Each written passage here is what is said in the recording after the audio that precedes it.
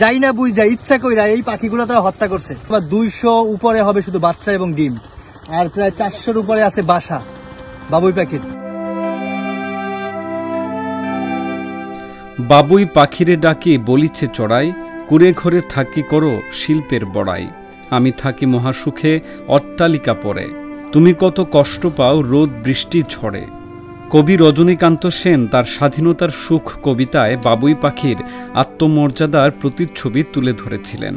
তবে বাস্তবে মানুষই আজ সেই স্বাধীনতা ও স্বতঃস্ফূর্ততার সবচেয়ে বড় পরিপন্থী হয়ে দাঁড়িয়েছে। মানুষের লোভ আর অসচেতনতার কারণে প্রাণ প্রকৃতি আজ বিপর্যয়ের মুখে।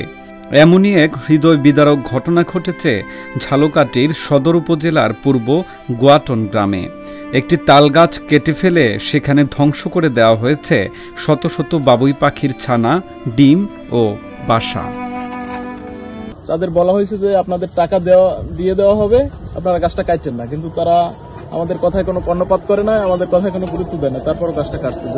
4 থেকে 500 পাখি বাসা ছিল এখানে, 200 পাখির মধ্যে মৃত্যুবরণ করে। আমরা কিছু পাখি রাত্রেবেলা তালগাছ পড়ার পরে কিছু পাখি উদ্ধার করতে পারছি, এবং আপনারা তো দেখছেন কিছু পাখির বাচ্চা ওখানে মৃত্যু, ডিম সহ বাচ্চা সহ মারা গেছে।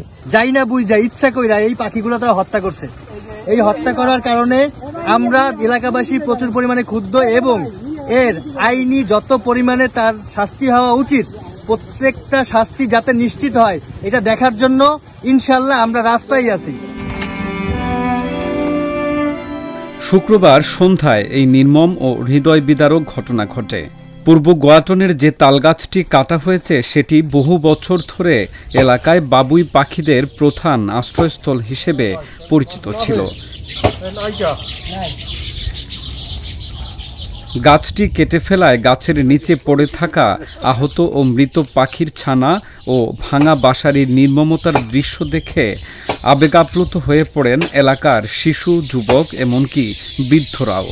এলাকাবাসী একে জীববৈচিত্র্য ও পরিবেশের বিরুদ্ধে ভয়াবহ অপরাধ হিসেবে উল্লেখ করেছেন এবং অভিযুক্তদের দৃষ্টান্তমূলক শাস্তির দাবি জানিয়েছেন।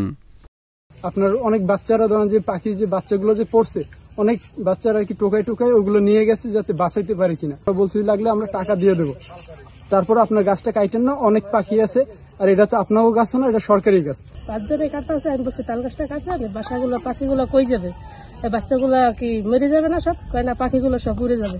আমি ঘুরে গেল, ডিম আছে বাচ্চা আছে, এরা কি করবে? কয় না, ডিম বাচ্চা নাই, পাখিগুলা বড় হয়ে গেছে, উড়ে যাবে।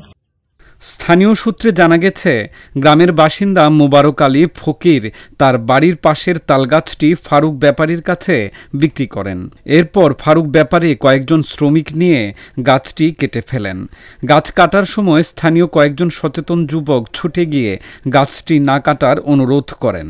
এমনকি গাছের বাজার মূল্য পরিশোধ করে সেটি সংরক্ষণ করতে চাইলেও তারা কোনো কথায় কর্ণপাত করেননি। গাছ কাটছে তখন শুনতে পাইনি, পরে শুনছি, পরে শোনার পর আসছি, আসার পর দেখি যে গাছ কাটছে এবং পাখি মারছে। এই তারপর গাছ এখন আমি জব্দ করছি, জব্দ করিয়া ইউনুস স্যারের সাথে কথা হয়েছে, ইউনুস স্যার বলছে যে আইনানুগ ব্যবস্থা নেওয়ার জন্য। তাল গাছের উপরে প্রচুর পরিমাণে বাবুই পাখির বাসা ছিল, তো সেই বাসাগুলো স্থানীয় জনগণ গাছ কাটতে তাদের বাধা দেওয়ার পরেও তারা জোরপূর্বক গাছটি কাটে। তো কাটার পরে ফলে বেশ কিছু বন্যপ্রাণী, বিশেষ করে বাবুই পাখি ক্ষতিগ্রস্ত হয় এবং মারা যায়। তো এ ব্যাপারে আমি স্থানীয় জনগণের সহায়তায় তাদের নাম ঠিকানা সংগ্রহ করে তাদের বিরুদ্ধে প্রচলিত আইনগত ব্যবস্থা নেব।